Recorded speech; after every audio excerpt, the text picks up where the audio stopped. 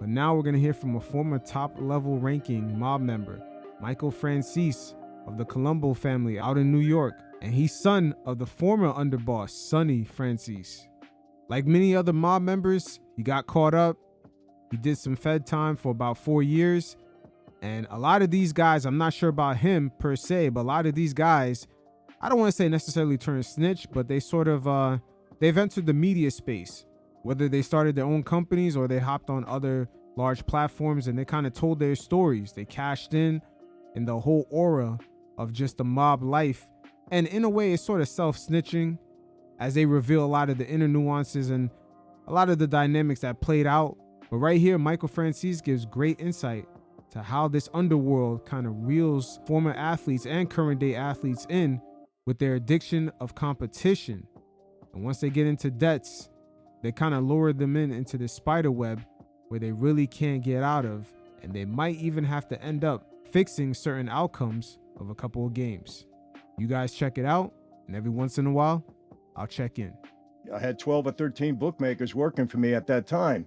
And so obviously I knew a lot of athletes get in trouble all the time, with respect to gambling. It happens. I don't like to throw a wide net over everybody, but listen, you got to understand with athletes, gambling is an extension of their competitiveness. They raise the stakes when they gamble. And this is what happens. Many of them get in trouble, whether they be in pros or in college. But it's been happening, and it will continue to happen. Now, 4 of the 5 New York families were involved in this investigation. It just broke this morning. And, oddly enough, the Colombos, my former associates, my former family, they weren't involved. So either they were smart and didn't get themselves in trouble, or somehow they're missing the boat. I don't know. Or somehow they might be working with the feds on another case. Let's not get it twisted. I don't know what it is, but let's get into this a little bit. Give you an example. Back in my day, NFL player, right? And this happened. I'm not going to mention the names. More than once, but this happened. Bookmaker working with me, he comes to me, hey, this player from the Jets, he's into me really heavy. He owes me 50 grand. Okay, what do you want to do? Should I bring him to you? How should I collect? 50 grand? Let him get into you for 250 grand, 300 grand. What are you doing? You're writing an entry on a piece of paper. It's not costing you a penny. He's a bad gambler. Let him get into you heavy and then bring him to me. Boom. Before you know it, he's into me $250,000, $300,000, right? I bring him to me. Sit down. Hey, how you doing? Good. You owe me a lot of money. Oh, you didn't know it was me? Sorry, yeah, we don't always put that out there, but it's me. You owe me a lot of money. How you going to pay? You got to pay. You got to figure it out. I'll tell you what. You know what? I love your team. I like the way you play. I'm going to give you a break. You owe me $250,000, right? You don't have to pay me right away. You pay me 2% a week in cash. When do you get paid? Every Monday you be here with the cash. Don't miss. Don't miss. And I'll let you slide for a while. I don't care. That's fine with me. He wants to do anything to get out of the room. He leaves. What do we find out? We're tracking a guy. He goes to another bookmaker somewhere else, right? And he's trying to make up the loss by betting somewhere else. Well, we all know what's going on. So pretty soon, he can't even pay me the 2%. We call him back in the room. Hey, let me explain something to you, my friend. You don't get away with a gambling debt. You got to pay me. You got a rich uncle? You got a godfather? Who would it? Go rob a bank. I don't care what you do, but you're going to pay me. That's it. Well, Michael, let me tell you that. For some reason, I got a soft spot with you. I don't know why. So here's what we're going to do. You're a good running back, right? Yeah. All right. First 3 times next game, you put the ball on the ground. What? You heard what I said. Put the ball on the ground. First 3 times. You're a wide receiver? Okay. Make sure that that ball doesn't go into your hands. That's it. You're a quarterback? First 3 times you get the ball, put it in the other team's hands. I'll worry about the rest. I'm getting an edge now. I know what to do. You're going to do this over a period of whatever amount of games I tell you, and that's how we're going to even up the score. And if you don't do it, you don't want to know what happens at that point. I think you understand where I'm coming from. That's it. Very powerful. That's how you get these players to work with you. NBA player, the same thing. I don't care what you do. Foul yourself out of the game. Do whatever. Referee, same thing. The human element is something that Adam Silver, as well as the other board members of the NBA, the other governors, the other owners, They got to take that into consideration with this marriage to gambling, because when guys get in debt, God knows what they're going to be willing to do. Look at Terry Rozier. Come to find out, he owes the IRS over $8 million. Also, Jonte Porter, he had issues with debt, so he was trying to pay some of it back with the way he was kind of fixing his parlays. So you see the pattern. The same thing would apply to Malik Beasley. He's having issues with being in debt. The human element is a bitch, but once again, when the money is worth the headache, and I'm wondering how big of a headache the NBA is willing to have to keep collecting that money. And speaking of headaches, former disgraced NBA referee Tim Donahue gave great insight to his situation, because whatever he says, we should always look at it with a keen eye, because he's not really as credible. But when he talks about his personal situation and the way the league went about it, this is interesting, the insight that he gave. You guys check it out. That they need to get gambling under control, and I think that he's going to continue to try to figure out a way to, to put a lid on this, but it's going to be very difficult for him, because I think this is widespread. I think it's going to be very damaging to the league. And, I just received a text message from one of the FBI agents that worked my case, and he basically said that they're not going to be able to cover this up like they covered up my case. I think the David Stern was able to basically put a lid on it and paint me as one bad apple, the only guy involved, and nobody else did anything but me. And that sounds very familiar, the way he handled the Malice in the Palace.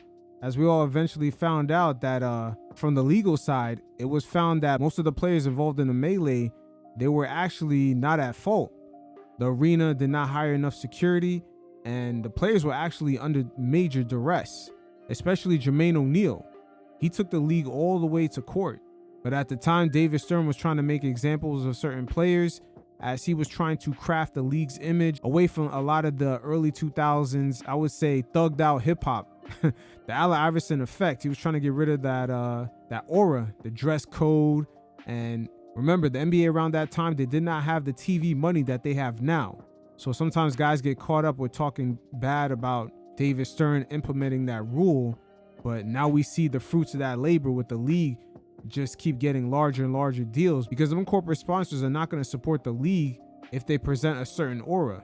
And we could see it play out no further than just social media in general. Everyone that's getting advertisements or just any kind of brand deals, they have to put up a certain image. They can't talk about certain topics. So the NBA was under the same type of microscope if they want to keep getting the bigger and bigger deals. We're going to move on from it. The FBI said that there was 6 or 7 other people that they wanted to indict, and this got shut down from the highest level. And then I find out, after I go to jail, that, a guy by the name of Greg Andres, who was the head of the Eastern District of New York, took a job at a law firm and all of a sudden got all the outside legal counsel work for the NBA. So, it was a situation where David Stern really ran that whole investigation, and it got shut down by the, highest level people in regard to other people being involved. Hey, my man David Stern ruled the NBA with an iron fist. Hey, he played his cards right. At the end of the day, Tim Donahue should have never been in that situation to begin with, completely compromising the credibility of the NBA. But this time around, Adam Silver is dealing with social media, and we are in the informational age. So finessing out of situations like that is going to be very hard to come by.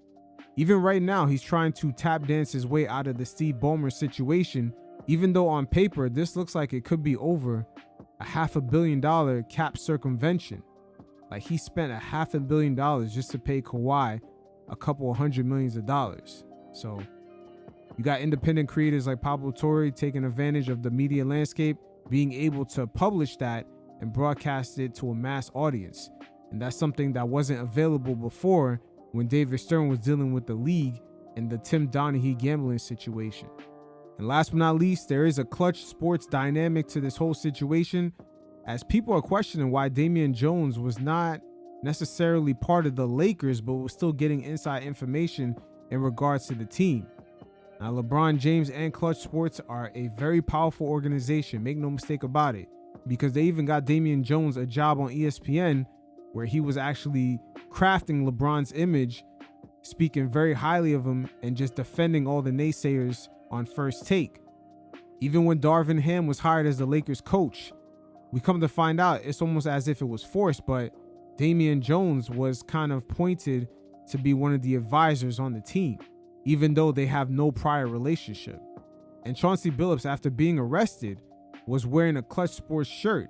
I'm wondering, what is he trying to bat signal to the viewing audience or even LeBron James himself? And Jeff Teague right here gives us great insight to how powerful LeBron James and Clutch Sports are. Keep in mind, LeBron is backed up by the NBA, Nike, Warner Brothers, the parent company of TNT, and also an outside company out in London that's responsible for major Hollywood productions. Anytime you see these highly produced late night shows or even certain movies, the same company, I believe it's Fullwell 73. You fellas can go ahead and look that up. It's a pretty powerful production company. That's really what makes LeBron James the GOAT. It's an off the court thing. The way he's handled his business, put his friends in proper position, the way he's aligned himself to make money even after he leaves the game. It's really something worth truly to be said. It's something that he doesn't get enough credit for. But you guys check out what Jeff Teague had to say about LeBron's powerful backers. And every once in a while, I'll check in. But bro, the moment I said anything, anytime you say anything about Bron, people call you and say, hey man, you might want to chill. I know you got some funny stories and shit.